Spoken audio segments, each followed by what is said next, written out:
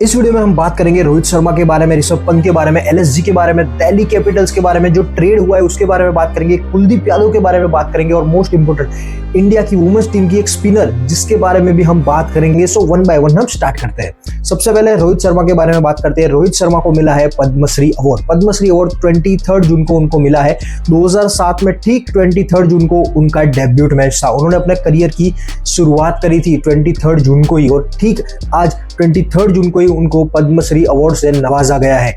उन्होंने इतनी सक्सेसफुल कप्तानी की है, इतने सारे मैचेस जिताए, चाहे वो एज अ प्लेयर खेले हो चाहे वो एज अ कप्तानी खेले हो। सो इंडियन क्रिकेट टीम की जो सक्सेस है उनमें उनका बहुत बड़ा योगदान है रोहित शर्मा का। 2024 का T20 वर्ल्ड कप भी जिताया जिसमें उन्होंने कप्तानी की थी। उसके बाद 2025 में चैंपियंस ट्रॉफी भी इंडिया को जिताई। तो दोनों में कप्तानी की है। ठीक है, 2023 का वर्ल्ड कप मीन्स छू के मीन्स थोड़ा सा दूर ही रह गया, बट था तो वो अपने ही हाथों में।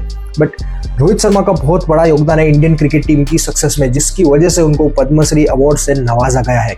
अब बात करते हैं आज की बड़ी खबर के बारे में। उसमें है ऋषभ पंत और कुलदीप यादव का ट्रेड हो गया है। ट्रेड में ऐसा है कि कुलदीप यादव दिल्ली कैपिटल्स में थे तो वो ट्रेड होके आ गए हैं एलएसजी में, और एलएसजी में थे ऋषभ पंत, तो ऋषभ पंत चले गए हैं दिल्ली कैपिटल्स में।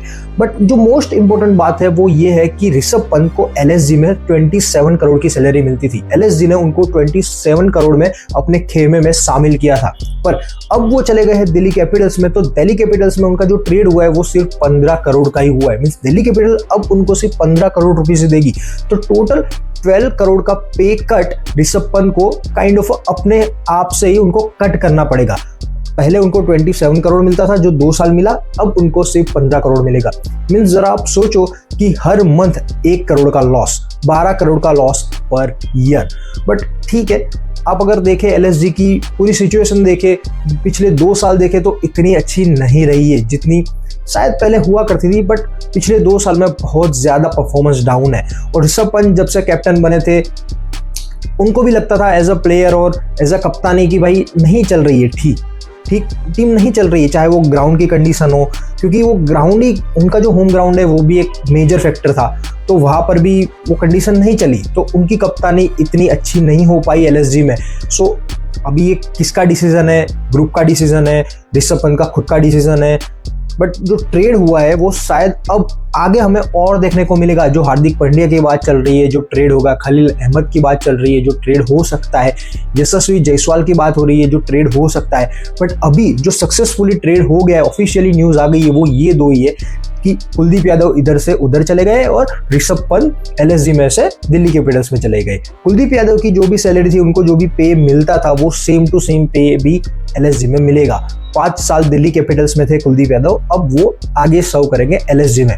तो ये काइंड ऑफ जो सिचुएशन है, जो इतने सारे ट्रेड हो रहे हैं, जो हार्दिक पांड्या से स्टार्ट हुआ था। हार्दिक पांड्या का जब ट्रेड हुआ था मुंबई इंडियंस में, जब वो गुजरात में से मुंबई इंडियंस में गए थे, सेम काइंड ऑफ सिचुएशन अब धीरे धीरे बढ़ रही है। तो बेसिकली जो जैसा फुटबॉल में होता है ना कि एक फ्रेंचाइजी में से दूसरे फ्रेंचाइजी में एक प्लेयर चला जाता है, सेम अभी हमें आईपीएल में वैसा दिखने को मिल रहा है। पिछले कई सालों में हमें ऐसा दिखने को मिल रहा है। तो अभी आगे और हो सकता है, तो कोई हैरानी की बात नहीं होगी, बिकॉज अब ये ट्रेड आगे चलने ही वाला है। प्लेयर्स अदला बदली होते रहेंगे। सो ये बहुत बड़ी खबर है दोनों फ्रेंचाइजी के बारे में। तो अब देखना ये है कि अब क्या कैप्टन वो बनेंगे, बिकॉज अभी युवराज सिंह भी बैटिंग कोच में अपॉइंट हो चुके हैं दिल्ली कैपिटल्स में। तो अब देखना है कि क्या दिल्ली कैपिटल्स का परफॉर्मेंस और ज्यादा बढ़ेगा, क्या दिल्ली कैपिटल्स में ऋषभ पंत वापस कप्तानी करेंगे, केएल राहुल कप्तानी करेंगे, no idea about it.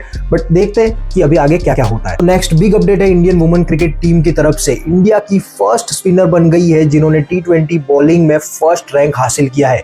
India की यंगेस्ट स्पिनर श्री चारनी ने नंबर 1 रैंकिंग हासिल कर लिया है। इंग्लैंड की लिंडसे स्मिथ को पीछे छोड़कर श्री चारनी नंबर 1 बन गई है। सो अभी पिछले कई सालों में ये ऐसा हो रहा है कि श्री चरणी को नंबर 1 रैंकिंग मिली है और इंडिया को भी वो नंबर 1 रैंकिंग मिली है T20 बॉलिंग में।